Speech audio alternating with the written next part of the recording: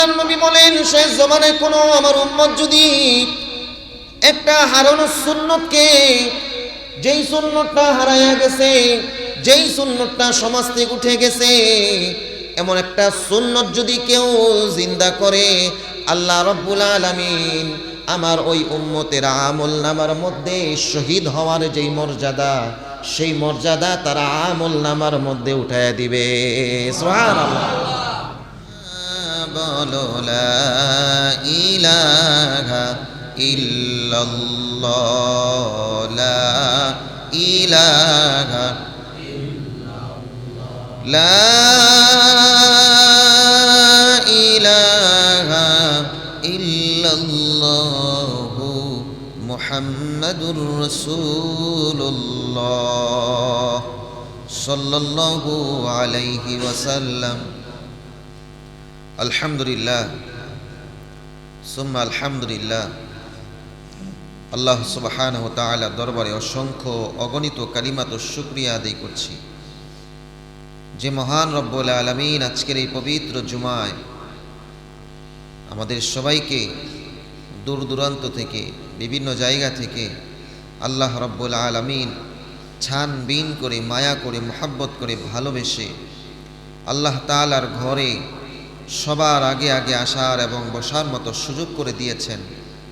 এবং কোরআন ও হাদিসের আলোকে দু চারটি কথা বলার মতো এবং শুনবার মতো সুন্দর মনোরম একটি জান্নাতি পরিবেশ আল্লাহ রাব্বুল আলামিন আমাদেরকে দান করেছেন। এই জন্য আমরা প্রত্যেকেই অন্তরের অন্তঃস্থল থেকে গলাটা ছেড়ে দিয়ে মোহাব্বতের সুর নিয়ে, ভালোবাসার টান নিয়ে উজাড় করে চিৎকার করে বলি আলহামদুলিল্লাহ। সম্মানিত হাজিরিন, আজকে আপনাদের সম্মুখে আমি কালামে পাক থেকে সূরাতুল হাশরের একটি আয়াতে কারিমা তেলাওয়াত করেছি। আল্লাহ রাব্বুল আলামিন এই আয়াতের মধ্যে আমাদের অর্থাৎ মুমিন বান্দাদেরকে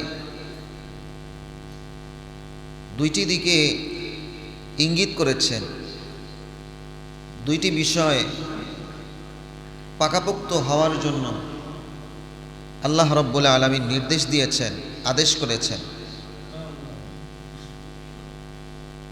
খুবই গুরুত্ব দিয়ে আল্লাহ রাব্বুল আলামিন এই দুইটা বিষয় সূরা হাশরের এই আয়াতের মধ্যে আল্লাহ তাআলা উল্লেখ করে আমাদেরকে সতর্কও করেছেন।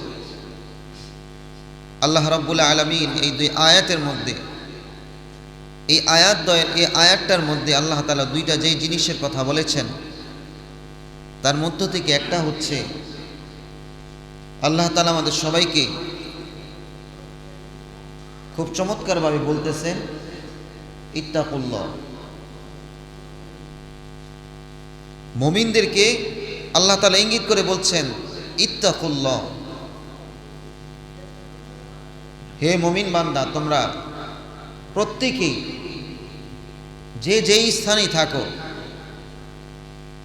যে যেটাই হয়ে থাকো না কেন, চাই তুমি একজন রিকশাওয়ালা হও, চাই তুমি একজন শ্রমিক হও, চাই তুমি একজন ব্যবসায়ী হও, চাই তুমি একজন চাকরিজীবী হও, চাই তুমি একজন মুয়াজ্জিন, খাদেম, ইমাম, খতিব, বহুত বড় আলেম হও, বহুত বড় পীর হও, তোমরা প্রত্যেকেই ভয় করবা একজনকে। চিল্লায় বলেন তো তিনি কে? আল্লাহ। তাহলে সদা সর্বদা অন্তরের মধ্যে আল্লাহ রাব্বুল আলামিন প্রত্যেকটা মুমিন বান্দাকে নির্দেশ দিয়েছেন। এই হলো একটা অংশ, ইত্তাকুল্লাহ, আল্লাহকে ভয় করো।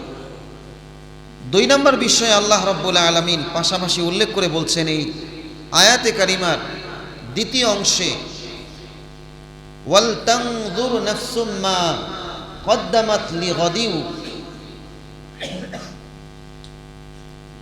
ওয়াল তানজুর নাফসুম মা কদ্দামাত লিগাদ, অর্থাৎ তোমরা আগামী দিনের জন্য, আগামী কালের জন্য, অর্থাৎ পরকালের জন্য তোমরা প্রত্যেকেই যার যার সামান, যার যার চিন্তা তোমরা করো, এবং সেখানে থাকার যে সমস্ত সামানাদি আছে এগুলো দ্রুত তোমরা গুছিয়ে নাও। আমাদের আজকে যে দিনটা, এটা হচ্ছে আমাদের আজকের দিন। আমরা যখন আগামীকাল আমরা আসব বা আগামীকাল আমাদের কাছে আসবে, তখন এই আজকের দিনটা আমাদের জন্য হয়ে যাবে অতীত। এটা আমাদের পিছনে চলে যাবে, এবং আগামীকালটাও যখন আমরা সেখানে থাকবো সেটা আমাদের বর্তমান, সেটাও এক সময় আমাদের অতীত হয়ে যাবে। একটা সময় গোটা দুনিয়াটা আমাদের জন্য অতীত হয়ে যাবে। আমাদের আগামীকাল অর্থাৎ আখিরাতকে আল্লাহ রাব্বুল আলামিন এই আয়াতের মধ্যে প্রাধান্য দিতে বলেছেন। এই জন্য আল্লাহ রাব্বুল আলামিন এই আয়াতের মধ্যে চমৎকার করে বলেন, ইয়া আইয়ুহাল্লাযীনা আমানুত্তাকুল্লাহ ওয়ালতানজুর নাফসুম মা কদ্দামাত লিগাদিন ওয়াত্তাকুল্লাহ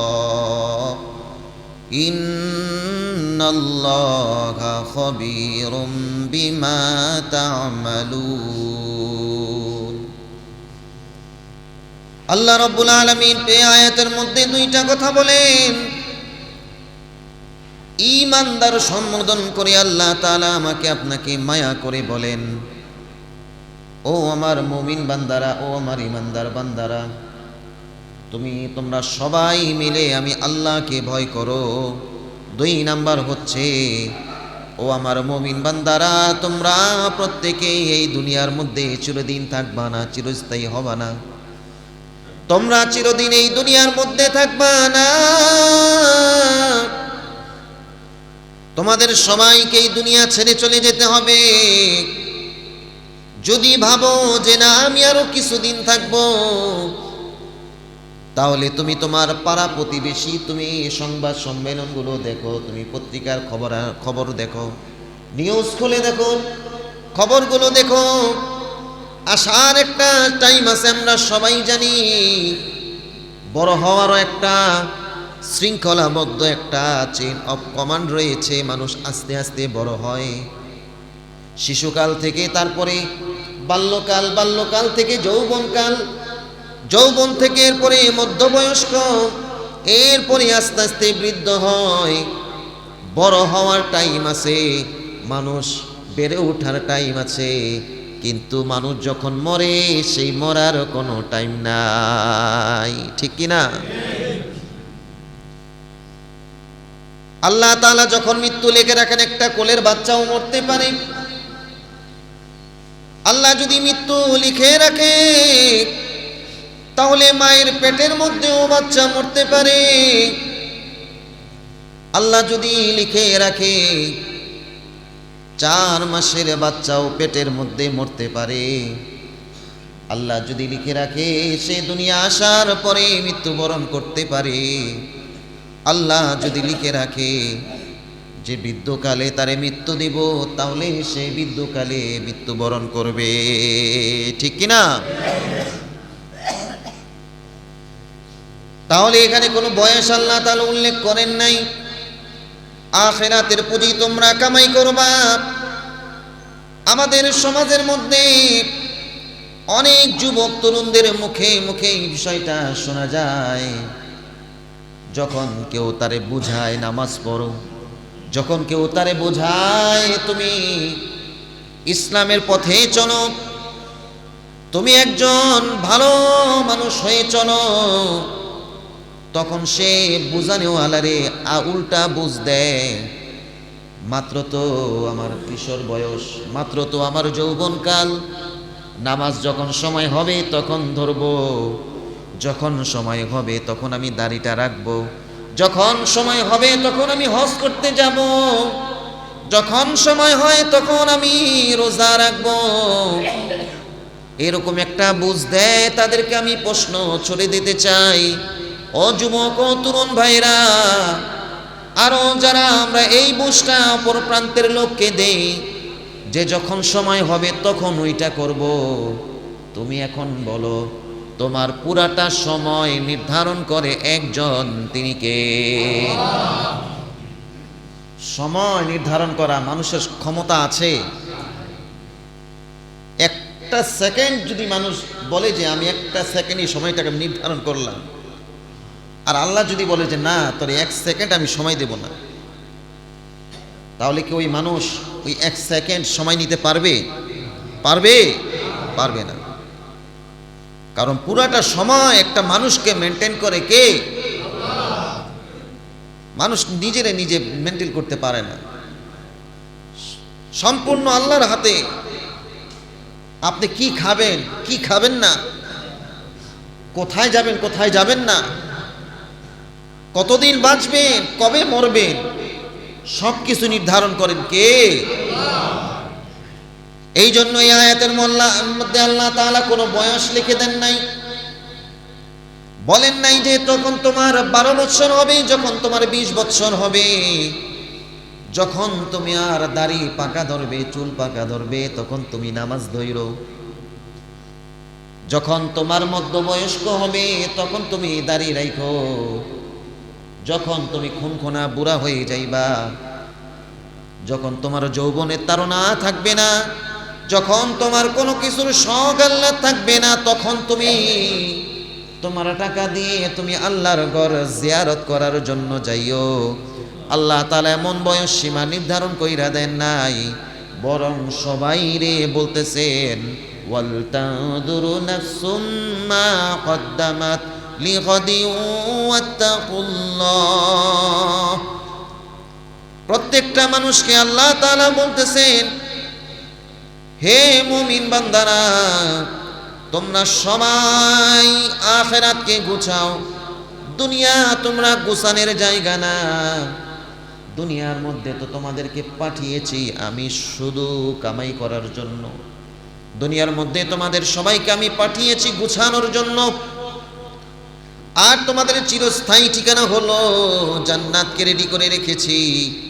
তুমি দুনিয়াতে ঠিকঠাক মতো জান্নাতকে কামাই করবা, আর আখিরাতে এসে জান্নাতের মধ্যে তুমি বাদশাহী করে থাকবা। সুবহানাল্লাহ।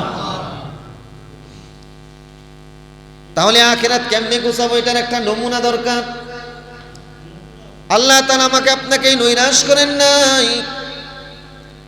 আল্লাহ রাব্বুল আলামিন এই জন্য বলতেছেন, আখিরাতকে বান্দা কেমনে কামাই করবা সেটার নমুনাও আমি তোমাদেরকে বলে দেই।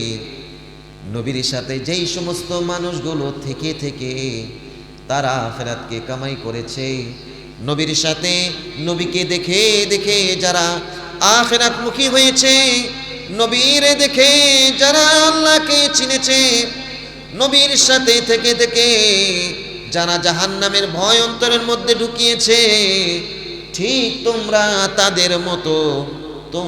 তাদের মতো তোমাদের আখিরাতকে গুছাইতে থাকো। তারা যেরকম ভাবে ঈমান এনেছে তোমরাও ঠিক এইভাবে ঈমান আনো। আল্লাহ রাব্বুল আলামিন এই জন্য কোরআনের মধ্যে বলেন, ফাইন আমানু বিমিসলি মা আমানতুম বিহি ফাকাদ ইহতাদাউ, ফাইন আমানু বিমিসলি মা আমানতুম বিহি ফাকাদ ইহতাদাউ। যদি তোমরা সাহাবায়ে কেরামদের মতো ঈমান আনতে পারো, তাহলে আমি আল্লাহ রাব্বুল আলামিন তোমাদের সবাইকে সঠিক পথকে দেখায়া দেব। সুবহানাল্লাহ। সবাইরই সঠিক পথ দেখায় দিবেন। এখন আমরা বলতে পারি যে আমরা যে তাদের মতো ঈমান আনবো, তারা তো ঈমান এনেছিল। আল্লাহ রাব্বুল আলামিন বলেছেন তারা কেমন ঈমান এনেছিল। নবী থাকার কারণে তারা প্রকৃত ঈমান আনতে পেরেছে। আর আমি তাদের ঈমানের উপরে পরীক্ষা নিয়েছি, ঈমানের উপরে ইমতিহান নিয়েছি, ঈমানের উপরে তাদের এক্সাম্পল নিয়েছি। কেমন ঈমান তারা আনছে, নবী ঈমান শিখাইছে। এরকম না যে নবী ঈমান শিখাইলো আর নবী নিজেই তাদের পরীক্ষা নিয়েছে। তাহলে অনেকে বলতে পারতো যে নিজে শিখাইছে, নিজে আবার অটো পাস সবাইরে দিয়ে দিছে।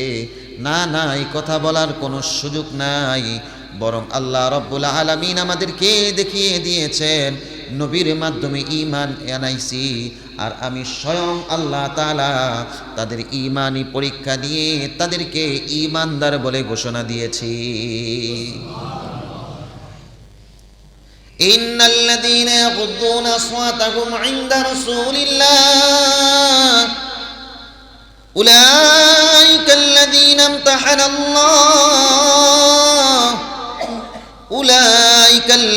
ইমতাহানাল্লাহু কুলুবাহুম লিত্তাকওয়া লাহুম মাগফিরাতুন ওয়া আজরুন আযীম। আল্লাহ রাব্বুল আলামিন বলতেছেন, নবীর মাধ্যমে ঈমান শিখাইছি, আর আমি স্বয়ং আল্লাহ তাআলা তাদের ঈমানের পরীক্ষা নিয়েছি। এখন আমার আপনার প্রশ্ন হতে পারে, ঠিক আছে বুঝলাম, সাহাবীদের মতো ঈমান আনবো, তারা যেরকম ভাবে ঈমান এনেছে আমরাও তাদের মতো ঈমান আনবো। ঈমান আনলে আমাদের লাভ কি? তাদের মতো মেহনত করলে আমাদের ফায়দা কি? তাদের মতো পরিশ্রম করলে আমাদের উপকার কি?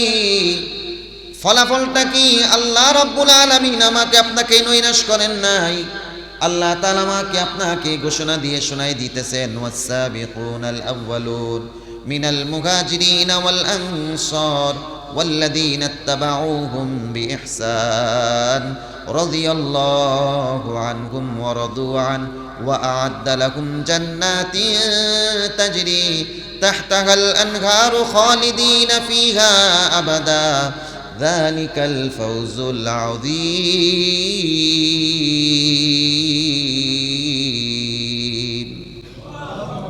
আল্লাহ রাব্বুল আলামিন বলতেছেন, ওয়াস-সাবিকুনাল আউয়ালুনা মিনাল মুহাজিরিন ওয়াল আনসার, তোমাদের পূর্বে যারা ঈমান এনেছিল, মক্কার সাহাবায়ে কেরাম, মদিনার সাহাবায়ে কেরাম, যারা যারা ঈমান এনেছে তারা এবং তাদেরকে যারা অনুসরণ করে,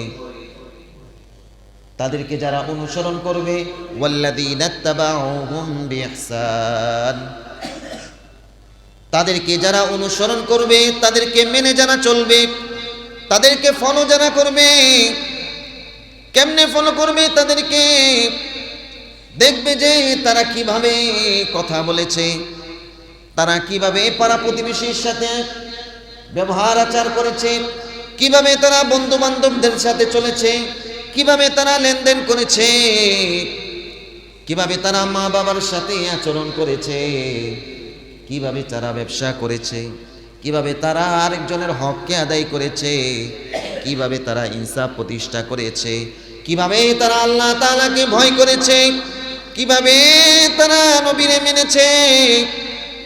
এগুলো যখন আমরাও যখন মানব, তখন আল্লাহ রাব্বুল আলামিন এই আয়াতের মধ্যে আমাকে আপনাকে উল্লেখ করে বলতেছেন, ওয়াল্লাযীনা ইত্তাবাউহুম বিইহসান।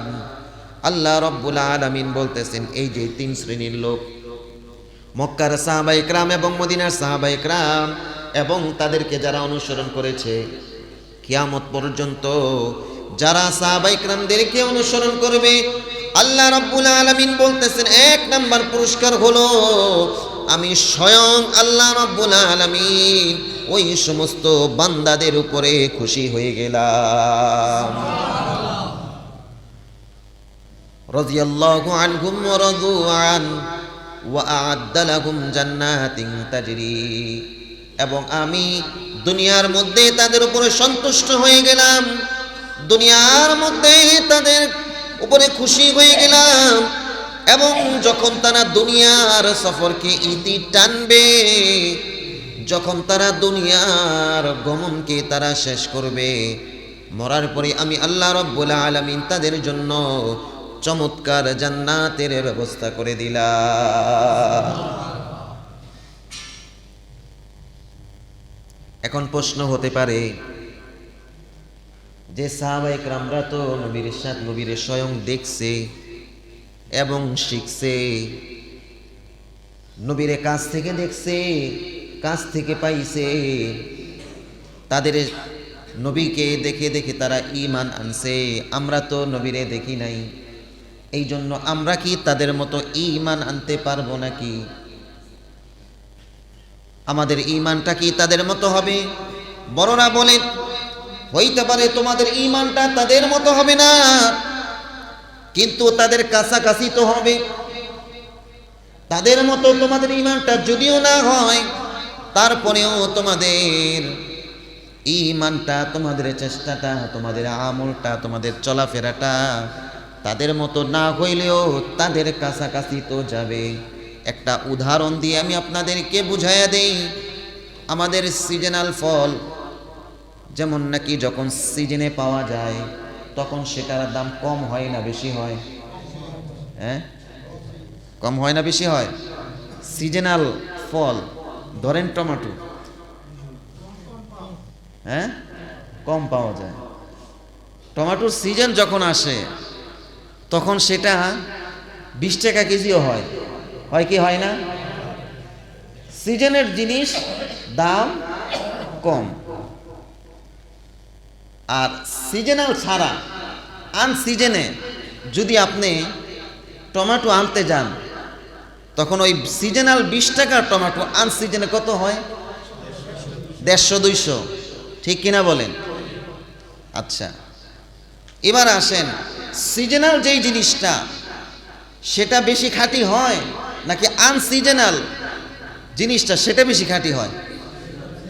সিজনালটা বেশি খাঁটি হয়, কিন্তু এটার দাম কম। আর আনসিজনে এটা খাঁটি হয় না, বেশি ভেজাল থাকে। কি থাকে? এটার মধ্যে ভেজালও থাকে, দামও বেশি হয়। তাহলে এক কথায় বুঝি, সিজনাল টমেটোর মধ্যে ভেজালও নাই, দামও বেশি নাই, দাম কম। আর আনসিজনাল টমেটোর মধ্যে দামও বেশি, ভেজালও বেশি। এবার যদি এটা বুঝে থাকেন তাহলে এটা বুঝেন, সাহাবা ইকরামরা নবীরে পাইছে, সিজনে পাইছে, তারা নবীরে কাছ থেকে দেখছে, তারা নবীরে প্র্যাকটিক্যালি দেখছে আর শিখছে। নবীরে কাছ থেকে পাইয়া তারা সব কিছু শিখা নিছে। তাদের ঈমানের মধ্যে কোনো ভেজাল ছিল না। সিজনাল টমেটোর মধ্যে যেরকম ভাবে কোনো ভেজাল থাকে না, তাদের ঈমানের মধ্যে কোনো ভেজাল ছিল না। তাদের ঈমানের মধ্যে কোনো ভুল ছিল না, কোনো দোষ ছিল না। তারা সিজনাল ছিল, ঈমানের সিজনে তারা নবীরে পাইছে, যার কারণে তাদের ঈমানটা খাঁটি ছিল, নির্ভেজাল ছিল। কিন্তু আমরা তো নবীরে পাই নাই, আমরা তো এসেছি আনসিজনে। এই জন্য আমাদের ঈমানের মধ্যে ঘাটতি থাকলেও, যদিও আমাদের ঈমানের মধ্যে একটু দুর্বলতা থাকে, তারপরেও ঈমানের বাজারে থাকার কারণে আল্লাহ রব্বুল আলামিন এই জমানার যারা ওই সমস্ত সাহাবীদের সাথে মিল রাখবে, তাদের আমলের থেকে আমাদের আমলের দামকে আল্লাহ তাআলা বাড়ায় দিবে। যদিও আনসিজনের টমেটোর দাম বেশি, যদিও তার মধ্যে ভেজাল বেশি, তারপরেও তার দাম কম না বেশি? আর সিজনাল টমেটোর মধ্যে ভেজাল নাই, তারপরেও তার মধ্যে দাম নাই, ঠিক কি না? ঠিক তদ্রূপ ভাবে আমি এটা আমার নিজের থেকে বানায়া বলতেছি না, আল্লাহর নবীর হাদিসের থেকে ইঙ্গিত দিয়ে বলতেছি।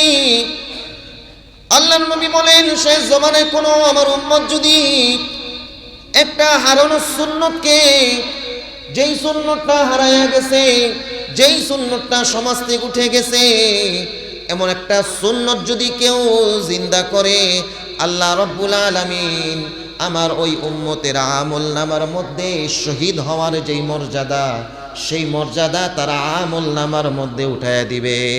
সুবহানাল্লাহ। এত সুযোগ পাওয়ার পরেও মুসলমান আমরা এখনো সোজা হই না। এত সুযোগ পাওয়ার পরেও এখনো সোজা হই না। আর তারা আমাদেরকে কিভাবে ঈমান শিখাইয়া দিছে।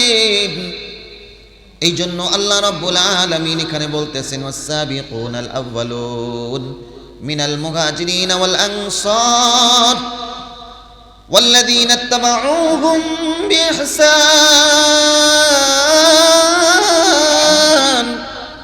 رضي الله عنهم ورضوا عنه আল্লাহ তাআলা বলতেছেন আমি মক্কার সাহাবীদের উপরে যেরকম ভাবে মদিনার সাহাবীদের উপরে যেরকম ভাবে রাজি হয়ে গেলাম, ও বর্তমান সময়ের ২৬ সালের মুসলমান, তোমরাও যদি তাদেরকে অনুকরণ করো, আমি তোমাদের উপরেও রাজি হয়ে গেলাম। সুবহানাল্লাহ। এই জন্য তাদের মতো আমাদের ভয় অবশ্যই থাকবে না, কিন্তু আমরা তো চেষ্টা করতে পারি, আমরা তো তাদেরকে ফলো করতে পারি। ফলো করলেই, তাদের অনুকরণ করলে আল্লাহ রাজি। দুনিয়ার কেউ রাজি না, আমাদের উপরে রাজি হবেন কে? আল্লাহ রাব্বুল আলামিন বলতেছেন রাজি তো হব, রাজি হব তো হবই, তোমাদের জন্য জান্নাতকেও আমি নির্ধারণ করে দিলাম। সুবহানাল্লাহ। আজকে আমাদের সমাজের মধ্যে আমরা পদে পদে যে সমস্ত জায়গায় যাই, সব জায়গার মধ্যে ভেজাল আর ভেজাল। একজন আরেকজনের মায়া করে, এর মধ্যেও ভেজাল। একজন আরেকজনের সাথে সম্পর্ক করে, এর মধ্যেও ভেজাল। একজন আরেকজনরে কিছু দেয়, এর মধ্যেও ভেজাল। দান করে, এর মধ্যেও ভেজাল আছে না নাই? সবাই না, সবার আবার এক পাল্লায় মাপা যাবে না। এর মধ্যেও ভেজাল আছে, নামাজ পড়ার মধ্যেও ভেজাল। কেউ আমরা নামাজ পড়ি দেখানোর জন্য, কেউ দান করি দানবীর শোনার জন্য, কেউ কাউরে সাহায্য করি তার থেকে সাহায্য পাওয়ার জন্য, কেউ কাউরে কিছু গিফট করি তার থেকে গিফট আবার পাওয়ার জন্য। তার গিফট করলাম, সে আমারে কিছু দিল না, পরবর্তী বৎসর গিয়েও আমার গিফট তার জন্য আর নির্ধারিত থাকে না, ঠিক কি না? কিন্তু সাহাবা ইকরামরা একজন আরেকজনরে দুনিয়ার কোনো স্বার্থের জন্য ভালোবাসতেন না, সবাই একজন আরেকজনকে ভালোবাসতেন ঈমানের স্বার্থে। রক্তের সম্পর্ক আছে কিন্তু ঈমানের সম্পর্ক নাই, তার সাথে কোনো ভালোবাসা নাই। সাহাবা ইকরামরা দেখেছেন যে রক্তের সম্পর্ক তার সাথে আমার আছে, এটাকে প্রাধান্য দিতেন না। দেখতেন যে তার সাথে আমার ঈমানি সম্পর্ক আছে কিনা, এটার উপরে প্রাধান্য দিতেন। রক্তের সম্পর্ক নাই, যার কারণে বাবার ঘাড়ের উপরে, বাবার গর্দানের উপরে সন্তান তরোয়ার নিয়ে দাঁড়ায় গেছে।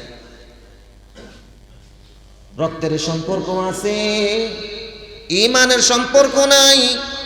বাবা সন্তানের গর্দানের উপরে তরোয়ার নিয়ে দাঁড়ায় গেছে, আবার দেখা গেছে রক্তের সম্পর্ক নাই কিন্তু ঈমানের সম্পর্ক আছে, যার কারণে আল্লাহর নবীর হাদিস, এক মুসলিম আরেক মুসলমানের ভাই।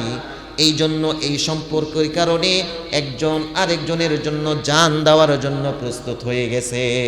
সুবহানাল্লাহ।